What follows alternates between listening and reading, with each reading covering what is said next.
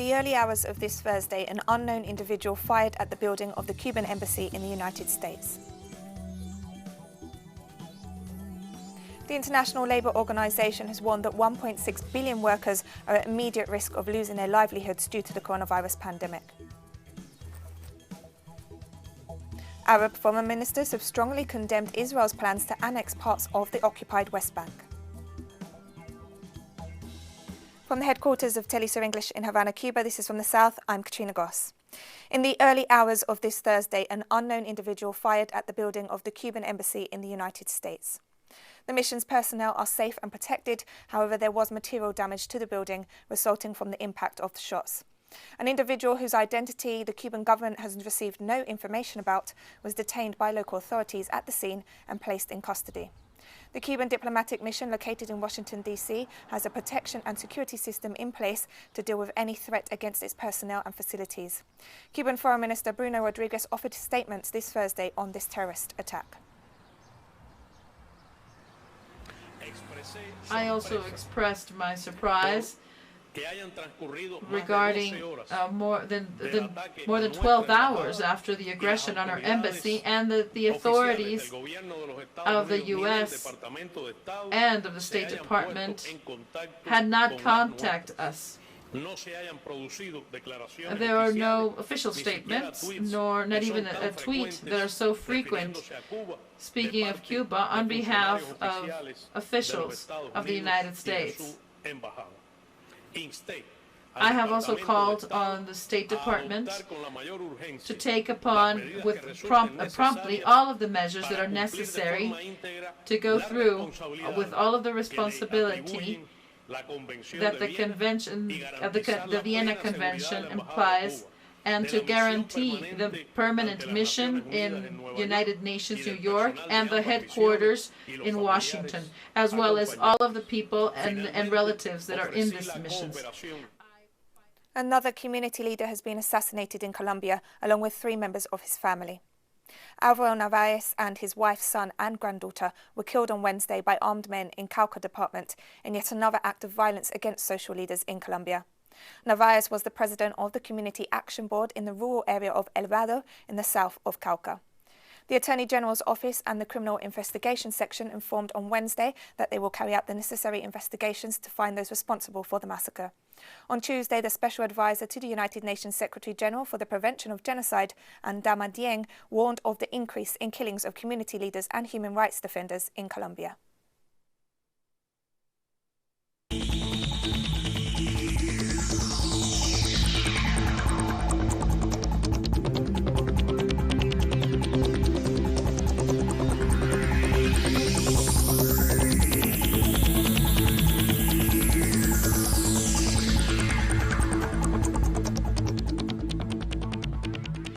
The number of coronavirus cases continues to rise in the Latin American region. Brazil remains the worst hit country with close to 80,000 positive cases and more than 5,500 deaths. It is closely followed by Peru with almost 34,000 cases and more than 900 fatalities.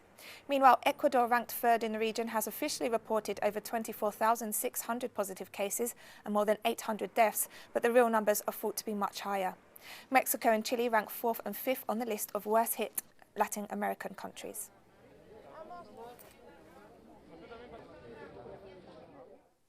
In Brazil, following the examples of Rio de Janeiro, Amazonas and Sao Paulo, the Brazilian state of Pernambuco will also extend its lockdown while the cases of coronavirus continue skyrocketing throughout the country.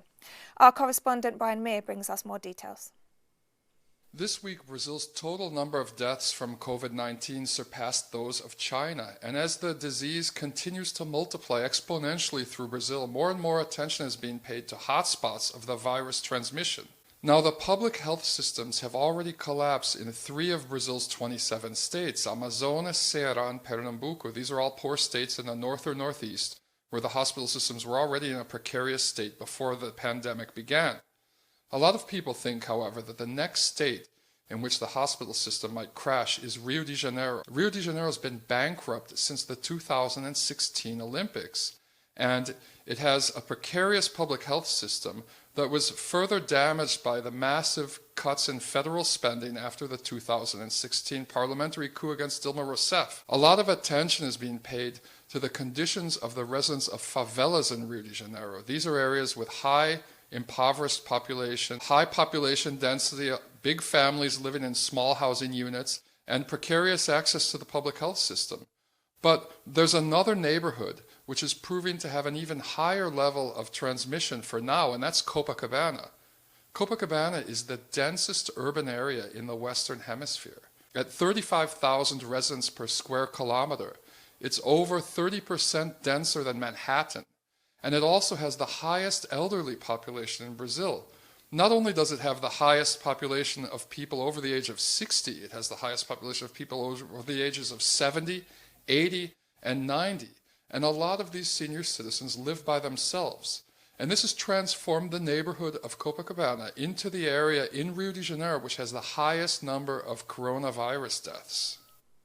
Jamaica's Prime Minister Andrew Holness announced on Thursday the establishment of a cabinet-approved multi-sectoral task force to oversee the island's economic recovery from the novel coronavirus. As of Thursday, the Ministry of Health and Wellness has reported almost 400 confirmed cases and 7 deaths, while it also announced mass testing for antibodies developed by the population. Over time, the testing protocol will...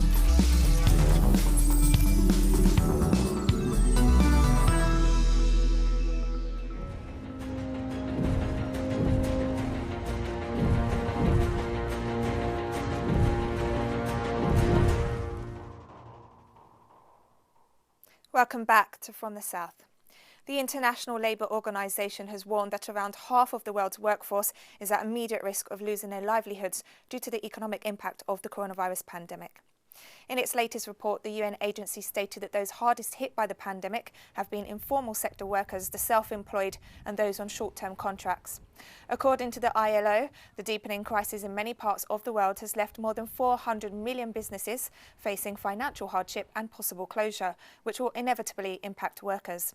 The report listed the worst hit sectors as manufacturing, accommodation and food services, wholesale and retail trade, and real estate. Since the novel coronavirus emerged in China at the end of 2019, drastic lockdowns to limit its spread have taken a dire toll on the global economy and left millions jobless. China's National Health Commission reported 4 new imported COVID-19 cases on Wednesday and no new deaths. 3 suspected cases were reported in Shanghai, all of which were also imported, according to the Commission's daily report. The official figures show that 32 people were discharged from hospital after recovery, while the number of severe cases decreased by 9.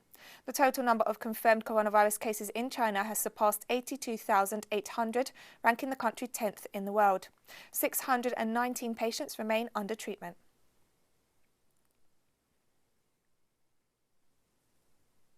And China stressed on Thursday it has no interest in interfering in the US presidential election, after President Donald Trump claimed China will do anything to prevent him from being re-elected. We have said many times that the U.S. election is an internal affair of the United States. China has no interest in interfering. At the same time, we also hope that U.S. will not use China as an excuse in their domestic politics. As for the effectiveness of China's anti-epidemic achievements and its contribution to the international anti-epidemic cooperation, the international society will have its fair judgment. There's growing criticism of a new US government program that was supposed to help small business owners receive low-interest loans to stay afloat during the economic crisis sparked by the coronavirus pandemic. The New York Times recently revealed that more than 200 large publicly traded companies received more than $750 million in loans before the initial funding was exhausted, while countless small businesses were shut out. The independent publication The Intercept reported that the supposed small business rescue money actually went to many of the main donors to Donald Trump's campaign, including the owners of the Ritz-Carlton Hotel in the Virgin Islands. Meanwhile, the Center for Responsible Lending is estimating that up to 90% of businesses owned by people of colour have been or will likely be shut out of the Small Business Administration's Paycheck Protection Program.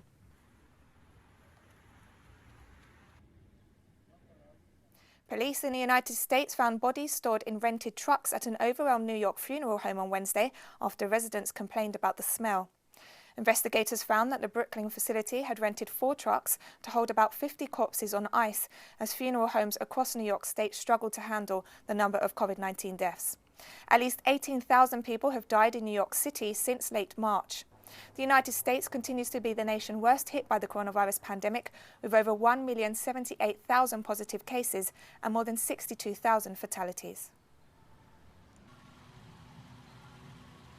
Health authorities in Spain have announced time slots for specific outdoor activities to avoid confusion and further coronavirus infection. Adults will be allowed out to exercise on Saturday for the first time since mid-March. The overall death toll in Spain rose to over 24,000 on Thursday, while the number of cases has surpassed 239,000. It is a good evolution, but we must analyze it with a lot of caution. Not so much because there may be a step back in some moment, but because it could lead to some euphoria that could generate problems in the future. I can say that psychologically it is wonderful to be able to hug everyone you can, but we must understand that this is a risky situation. The risk will not last forever. We will be able to hug when we be allowed to.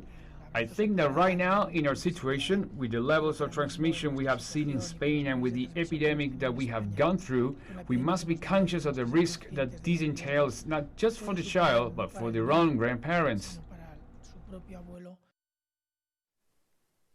Italy has registered almost 28,000 COVID-19 deaths, the highest number in Europe, and has introduced some of the toughest lockdown measures in the world, which looks certain to tip its fragile economy into deep recession. Prime Minister Giuseppe Conte announced on Thursday that some Italian regions might be able to roll back coronavirus restrictions more rapidly than others, but warned local authorities against acting unilaterally. We will also be able to agree with the regions, with the autonomous provinces, to relax the restrictive measures on a territorial basis, so as to take account of regions where the epidemiological situation seems less critical. In this way, we will be able to establish geographical differentiation, even in this phase of relaxing the measures with the reopening of activities on the basis of a plan based on precise scientific data. A British cabinet minister has admitted that the UK is on track to miss its target of carrying out 100,000 coronavirus tests a day by the end of April. The news comes after the United Kingdom jumped to second place in Europe in terms of the number of COVID-19 fatalities on Wednesday, taking over France and Spain, after health officials finally included people who died in care homes and the wider community in the official figures. British Health Secretary Matt Hancock set the goal at the beginning of the month, but as April draws to a close, only around half the number of tests were completed by Wednesday, raising further questions about the UK government's mishandling of the crisis.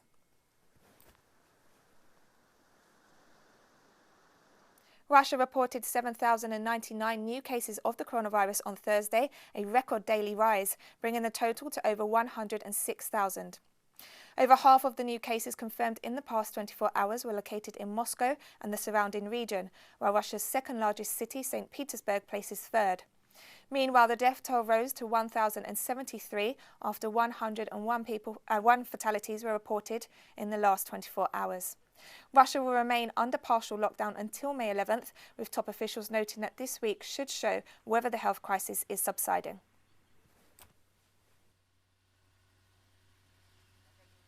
According to the Korea Centers for Disease Control and Prevention, this Thursday South Korea reported no new domestic coronavirus cases for the first time since February 29th.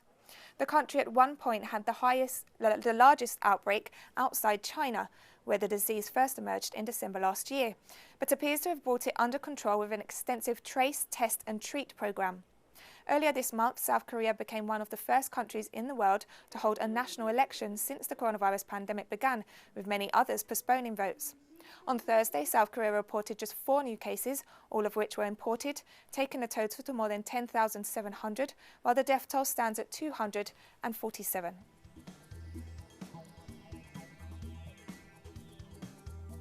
And we're taking one last break now, but stay with us for more.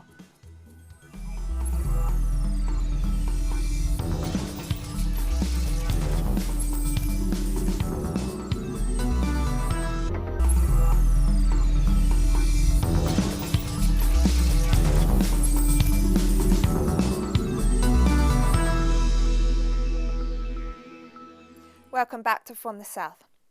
South Africa reported its biggest daily rise in coronavirus cases on Wednesday at 354, taking the total to over 5,000. Meanwhile, in the midst of the COVID-19 lockdown, gender-based violence has risen across the country. Now, the coronavirus pandemic heightens the risk of gender-based violence as women may be experiencing emotional and physical abuse behind the walls of their homes. This calls for heightened responsiveness, greater awareness, and practical measures that need to be taken to assist women who find themselves in vulnerable situations as we speak during this lockdown period. Senegal's Ministry of Health reported 51 new COVID-19 cases on Thursday after more than 1,000 people were tested. According to Senegalese Health Minister Marieke Messi Ngom Ndiaye, 11 cases of local transmission were detected in Dakar, the capital, and in 2 more cities, while 19 patients were discharged from hospital this Thursday. The minister called on the population to respect the strict hygiene measures and to use face masks. Senegal ranks among the 5 worst hit nations in Western Africa, with 933 cases and 9 deaths. Countries of sub-Saharan Africa reported fewer coronavirus cases than much of the world, but their weak healthcare systems put the continent at risk.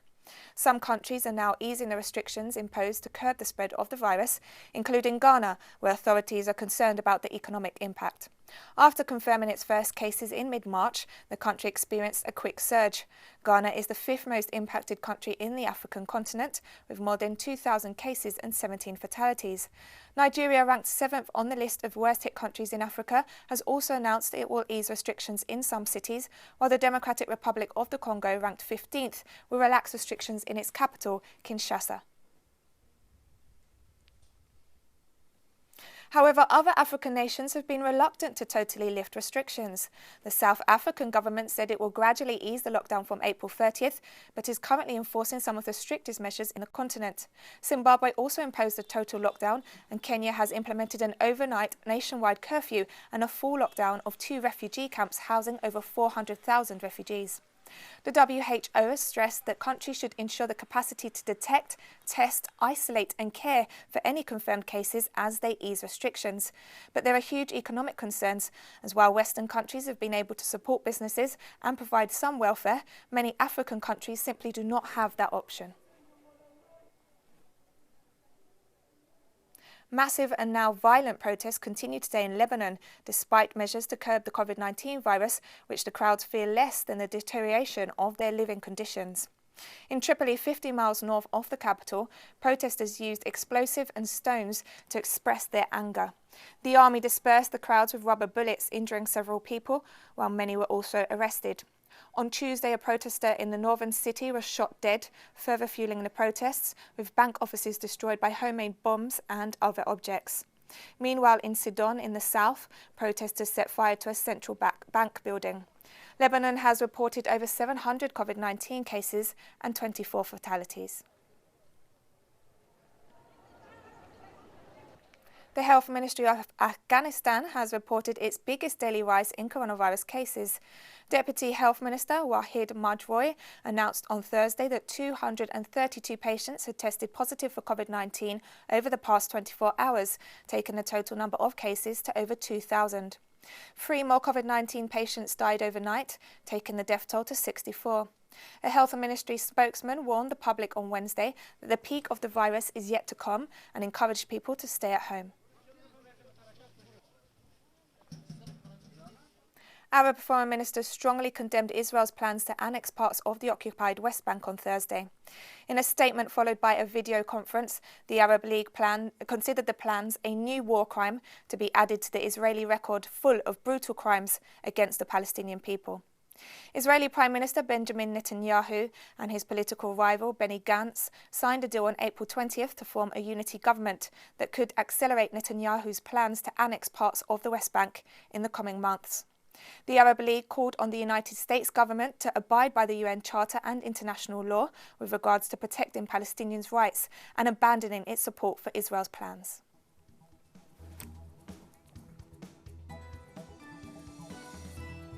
April 30th is International Jazz Day.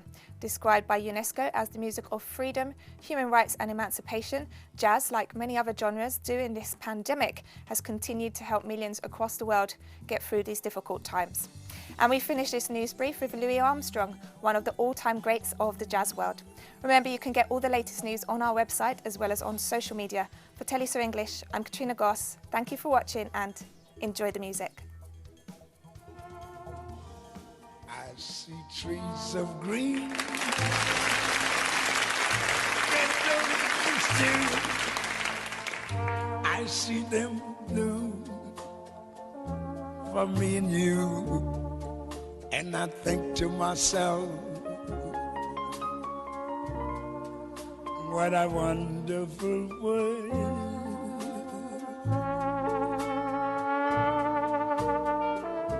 I see skies of blue, clouds of white, bright blessed days, dark sacred nights, and I think to myself, what a wonderful world.